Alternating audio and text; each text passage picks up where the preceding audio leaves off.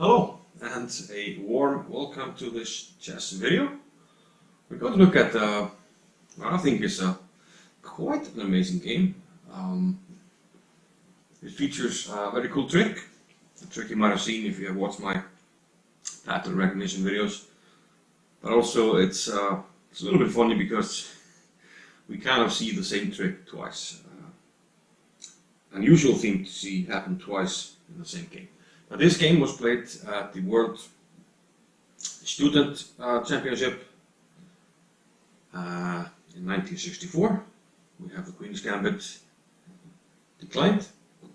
So the white pieces was Marovic, who was playing for Yugoslavia, and he played against Tsagan from Mongolia. Now, I don't know more about this player of the black pieces, but Marovic later became a grandmaster. Strong player, respected coach, and I think I even have 2 books written by him in my library.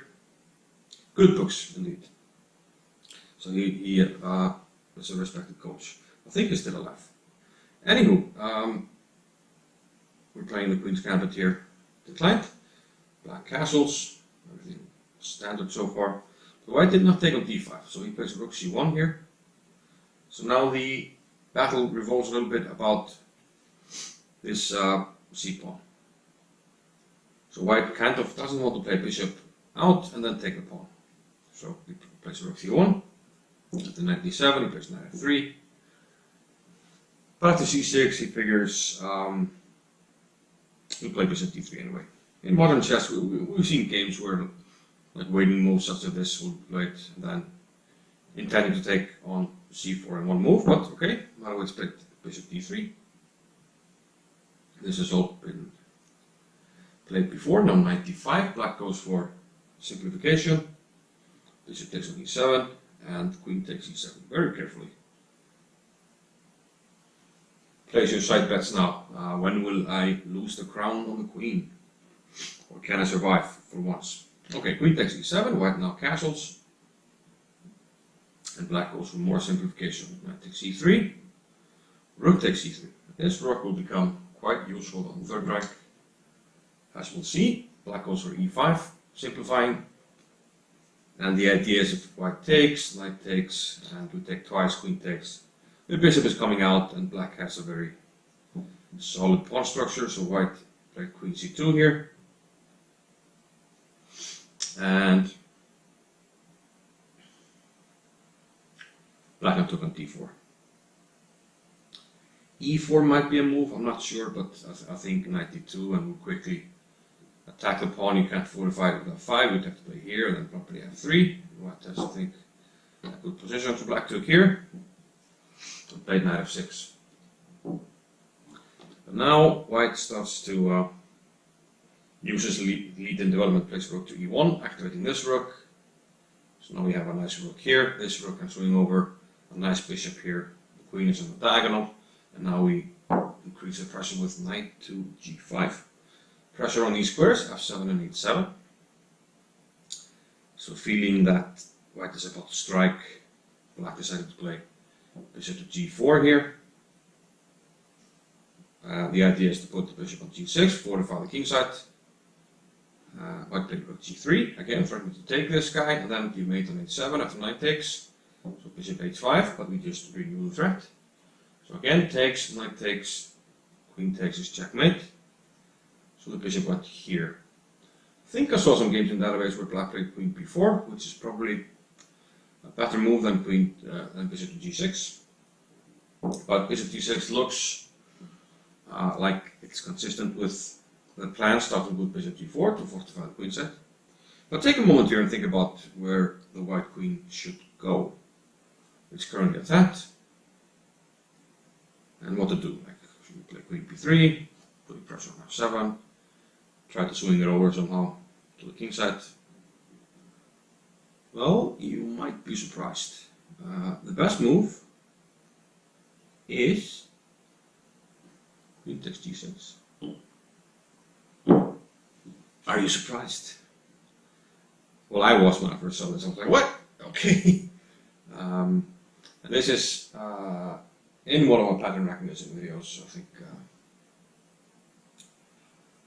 called the Petrosian move, where rook h8 is played to lure the king into a fork, and that's exactly what happens after bishop takes f7. So white gave up the queen for a piece, now we give the piece back, so we're down the whole queen. After this rook move, we're down the queen and the rook. So this is forced, and now we get all our material back. Knight takes f7 with the check, we get the rook back, and now we get the queen back. Yes, and the crown survived.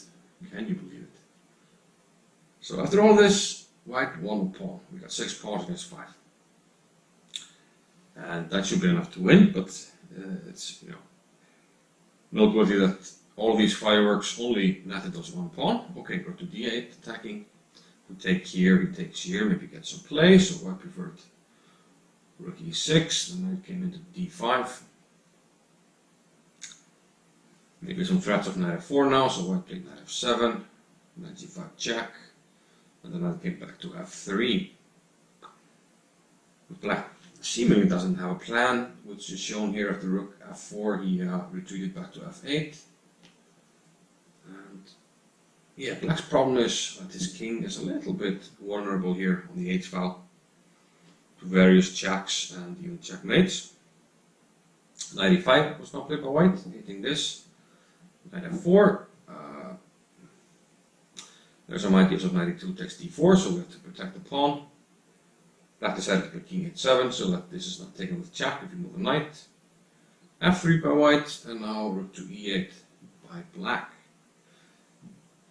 Probably white should have just played king f2 here, but he played g3, which well, doesn't let black fully into the game, but allows him to fight a little bit more here by taking on d4. Now he wins the pawn back, but white still has a iron grip on the position, and perhaps this is even what white intended. He played f4, protecting the knight, so now this knight hangs and moves to f5, rook d7, and now we have the 7th rank under control. This looks like it's too passive, so black preferred rook e7, but now rook h8, and we get the 8th rank, which is important because the king is quite weak here. And now our threat is actually just to play here, here, and checkmate. So there's only one way to prevent that, knight to h6. And now we actually recycle the trick that we used before.